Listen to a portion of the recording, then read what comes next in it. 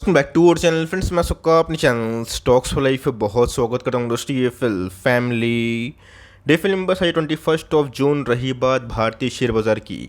तेजी का माहौल कंटिन्यू होता हुआ देखने को मिल रहा है, बट इसी बीच में दोस्तों आज सारे निवेशक को बहुत ज़्यादा खुश होने की आवश्यकता इसलिए है बिकॉज जिन्होंने ना पिछले 1-1.5 साल से चैलेंज को विटनेस किया और पोर्टफोलियो नहीं बेचा, थोड़ा बहुत गट्स होने के बाद जिन्होंने कहा इस क्राइसिस में एवरेजिंग करी, उनको ऑफ कोर्स अभी के टाइम में अच्छा खासा परिणाम मिलता हुआ दिखाई ज़रूर दे रहा होगा, मुझे पता है। बट इसी बीच में एक बहुत ही फेमस और पुरानी लाइन है कि मार्केट को टाइमिंग करने से अच्छा ना दोस्तों बाजार में टाइम स्पेंड करना बहुत ही इंपॉर्टेंट है। बिकॉज सेंसेक्स की बात की जाए, आज लाइफ टाइम हाई को उसने हिट कर दिया और ऑफ कोर्स निफ्टी में भी दोस्तों हमें रिकॉर्ड क्लोजिंग देखने को मिल चुकी है। तो यहाँ पे गाइस 6 पॉइंट है कि क्यों दोस्तों तेजी की आने वाले कल में शुरुआत हो चुकी है। और ऑफ कोर्स बहुत लोग को ऐसा लगता है कि एक साल हाई पे पोर्टफोलियो को साफ कर देने की आवश्यकता है। क्यों दोस्तों इधर पे जल्दीबाजी करना एक बहुत बड़ी गलती हो सकती है। मैं दोस्तों अपना अनबायस्ड और एकदम क्लियर कट ओपिनियन आप सबके सामने ज़रूर रखना चाहूँगा। चैनल फर्स्ट टाइम होंगे सब्सक्राइब कर सकते हैं इस तरह क्वालिटी कंटेंट को सबसे पहले एक्सेस करने के लिए। Now without delaying any for time let's begin. बात करते हैं बीएसई सेंसेक्स से। जी हाँ गाइस, आज के दिन में जो आंकड़े हमें देखने को मिल रहे हैं बहुत सुखदायक हैं। आप सबको अच्छे से पता है वक्त का पहिया है, घूमता ज़रूर है। और गाइस मैंने आपको हमेशा ना पैनिक करने की सलाह कभी नहीं दी थी। उल्टा दोस्तों इंडिया की ताकत ना मैंने आपको बहुत बार समझाई और बताई थी। यही जून है दोस्तों, लास्ट ईयर में एफआईएस ने इतना माल काटा था कि निफ्टी 15,200 और सेंसेक्स की बात की जाए 60,000 तो छोड़िएगा, इस 50,000 के आसपास आया था। वही टाइम है, वही माहौल है, बट फ़र्क इतना है कि एक साल हम लोग आगे आ चुके हैं। और सेंसेक्स की बात की जाए बड़ी रैली विटनेस होते हुए देखने को मिल रही है। तो सेंसेक्स की बात की जाए दोस्तों आज हमें लाइफ टाइम हाई हिट होता हुआ देखने को मिल रहा है। इसका सबूत अगर आप देखें तो एक साल जो हाई है ना दोस्तों 63,588, वही दोस्तों आज का हाई है।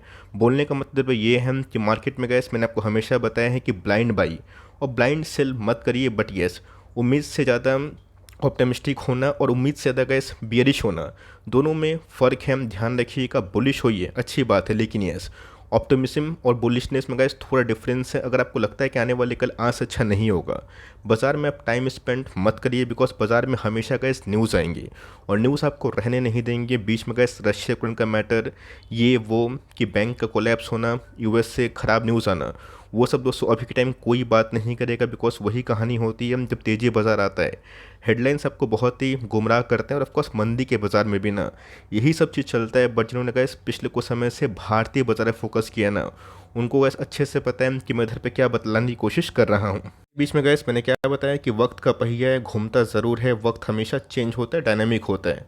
बट इसी बीच में गैस बाज़ार से आपको नफरत नहीं मोहब्बत करना पड़ेगा। बाज़ार पैसा बनाएगा तो बाज़ार पैसा लेगा, लेकिन यस जिनकी हॉरिजन 3 ईयर्स 5 ईयर्स 10 ईयर्स की है ना, उनको बाज़ार रिवॉर्ड ज़रूर देगा। तो इसी बीच में गैस आज का दिन ना हर एक निवेशक को सेलिब्रेट करना चाहिए। बिकॉज एक समय ऐसा था कि मार्केट और ख़त्म हो जाएगा, ऐसा हम लोग को फील हो रहा था।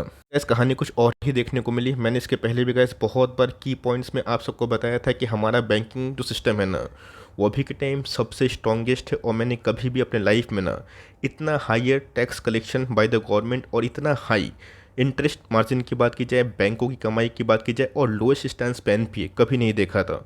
और आपको याद भी होगा कि पहले बैंक निफ्टी ने ऑफकोर्स लाइफ टाइम हाई को हिट किया और उसी के वजह से ना पूरे रैली में लीक होता हुआ देखने को मिल रहा है। तो मोटा मोटी गैस बोलने का मतलब क्या है कि बैंक निफ्टी में अच्छे प्रदर्शन के बाद ना निफ्टी सेंसेक्स सब में तेज़ी का माहौल है। मिड कैप 100 को लेकर दोस्तों मैंने ना बहुत बार कमेंट्री दी। लास्ट जून की बात की जाए 25,000 के आसपास इंडेक्स था, आज गैस 35,000 के आसपास हमें देखने को मिल रहा है। 3 महीना पहले 2.5 महीना पहले मैंने गैस स्मॉल कैप को लेके ब्लाइंड कॉल दिया था कि उस लेवल पे बेचना तो सबसे बड़ी गलती होगी और नहीं खरीदना ये बहुत बड़ी गलती होगी। उस लेवल से गैस स्मॉल कैप इंडेक्स में ना तकरीबन 2000 पॉइंट के आसपास इजाफा देखने को मिल चुका है।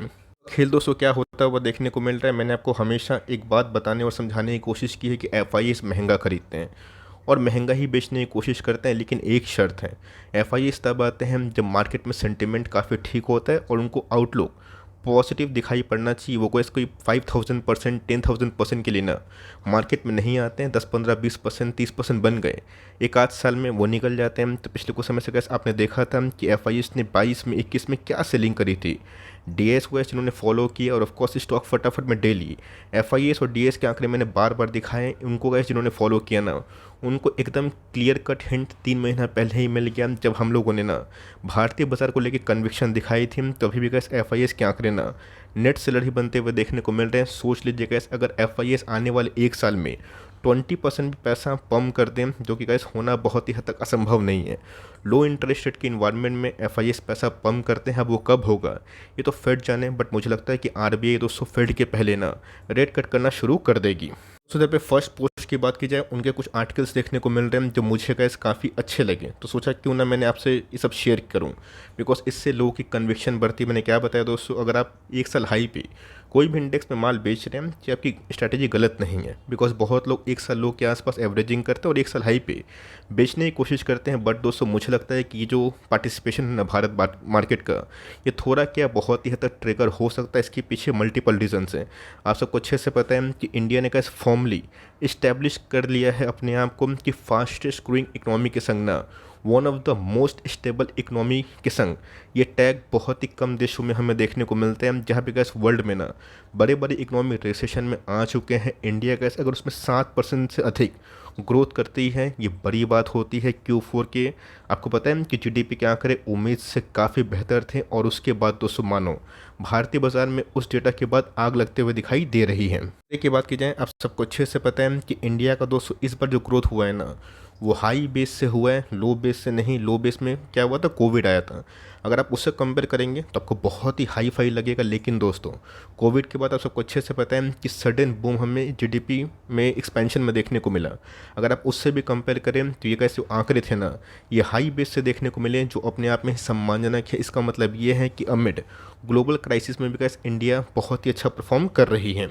इस साथ दोस्तों बहुत सारे आर्टिकल्स ऐसा भी इंडिकेट कर रहे हैं कि जिस हिसाब से गैस इंडिया ने ना, या फिर आरबीआई गवर्नर की बात की जाए, इन्फ्लेशन को कूल ऑफ किया है और ऑफकोर्स इन्फ्लेशन का नामो निशान मिटाया है ना, ये वर्ल्ड के बहुत सारे लीडर इकोनॉमी ने नहीं किया। और इसीलिए कैसा को पता है कि गवर्नर ऑफ द ईयर में ना शक्तिकांता दास जी को यूके में सम्मानित किया गया। रीज़न साफ था, बिकॉज इन्फ्लेशन का स्कूल होना ये सबसे बड़ी बात नहीं होती। बात ये होती है कि इकोनॉमिक डिस्टर्बेंस को मद्देनज़र रखते हुए, इकोनॉमी को हार्म ना करते हुए, कुछ ऐसा पॉलिसी कुछ छेड़छाड़ ना करने के बावजूद भी अगर इन्फ्लेशन कूल डाउन होती है ना, ये सही में पॉलिसी मेकर्स के लिए बहुत ही अच्छी बात है। उनको हमें अप्रिशिएट करना चाहिए। तो ऑफकोर्स गैस इन्फ्लेशन का नामो निशान हमें कहीं दिखाई नहीं पड़ेगा। और मैंने गैस इसके पहले आज से 8 महीना पहले 9 महीना पहले ही बोल दिया था कि इन्फ्लेशन पास्ट हो जाएगा और रशिया यूक्रेन का मैटर भी पास्ट हो जाएगा। जिन्होंने गैस उस बात पर भरोसा किया ना, उनको होल्ड करने का ऑफकोर्स एक जो करेज है वो मिलता हुआ दिखाई पड़ चुका है। इस साथ दोस्तों को अच्छे से पता है कि जिस हिसाब से इंडियन बैंक्स ट्रबल में एक समय देखने को मिले थे कोविड क्राइसिस में, और उसके बाद दोस्तों जो ह्यूज प्रॉफिट हमें बैंकों के द्वारा देखने को मिली, वो अपने आप में दोस्तों बहुत बड़ी बात है। वैसे में आपने देखा कि बहुत सारे स्टार्टअप बैंक कोलैप्स हो गए, बैंकक्रप्ट हो गए। क्रेडिट स्विस की बात की जाए, एक ऐसा इंस्टीट्यूशन जो पिछले कुछ समय से लिगेसी के कंटिन्यू अपने धार को कंटिन्यू कर रहा था, वो भी कैसे फ्लॉप हो गया। बट इंडियन गवर्नमेंट की बात की जाए, इंडियन आरबीआई की बात की जाए, उन्होंने कैसे हिसाब से बैंकिंग सिस्टम को ना अभी तक फ्लेक्सिबल रखा है और मजबूती के संग आगे बढ़ रहे हैं। ये अपने आप में दोस्तों जीडीपी के लिए ना एक बहुत ही बड़ा कंट्रीब्यूटर हो सकता है। अगर आप देखें तो बहुत सारे आर्टिकल्स आपको देखने को मिलेंगे कि इंडिया ने कैसे 5th जो लार्जेस्ट इकोनॉमी है ना, इन टर्म्स ऑफ जो जीडीपी की बात की जाए या फिर जो वैल्यूएशन की बात की जाए, वो हमें दिखाई पड़ रहे हैं। जो अपने आप में दोस्तों बहुत सारे विदेशी जो निवेशक हैं उनको भारत में ऑफकोर्स इनवाइट कर रहा है। सर दोस्तों अगर आप देखें तो बहुत सारे आपको आर्टिकल मिलेंगे जहाँ पे इंडिया का जो फिजिकल डेफिसिट टारगेट है वो मीट हुआ। इंडिया ने का फाइनली कैपेक्स अनाउंस और ज़्यादा किया इस बार बजट में। साथ ही साथ दोस्तों मेक इन इंडिया की बात की जाए, पीएलआई की बात की जाए, इन सबको मद्देनजर रखते हुए ना इंडियन गवर्नमेंट कितना एकोमोडेटिव है और कितना इनोवेटिव है, इन सब पे दोस्तों आपकी फोकस ज़रूर होगी। हमारे प्राइम मिनिस्टर की बात की जाए, उनको यूएसए में अच्छा खासा स्वागत मिल रहा है। और ऑफकोर्स इंडिया को लेके दोस्तों जो बिलीनियर्स है ना, उनकी जो कमेंट्री अभी के टाइम आ रही है, इससे हम लोगों को ना बहुत ही प्राउड फील करना चाहिए। बिकॉज इंडिया दोस्तों अब ना कोई छोटा मोटा कंट्री और छोटा मोटा इकोनॉमी नहीं रहा। ऐसे ही दोस्तों भारत ग्रोथ अगर चलता रहा ना, ये डिकेड इंडिया के लिए सही में गोल्डन साबित हो सकता है। गाइस मैंने क्या बताया कि इंडिया ने बहुत सारे एक्सपर्ट्स को रॉन्ग साबित कर दिया। और ऑफकोर्स दोस्तों इधर पे ना एसटीएफएल कम्युनिटी, उनको अच्छे से पता है कि इंडिया को लेके मैं आज से नहीं बहुत ही लंबे टाइम से बुलिश था और बुलिश रहूँगा। बिकॉज जो डेटा हमारे सामने आ रहे हैं ना, वो आपको झुठला नहीं सकते। आप किसी की दोस्तों बात पे ना ब्लाइंडली भरोसा मत करिए, डेटा पे काम करिए, देखिए कि आप संतुष्ट हैं या फिर नहीं हैं।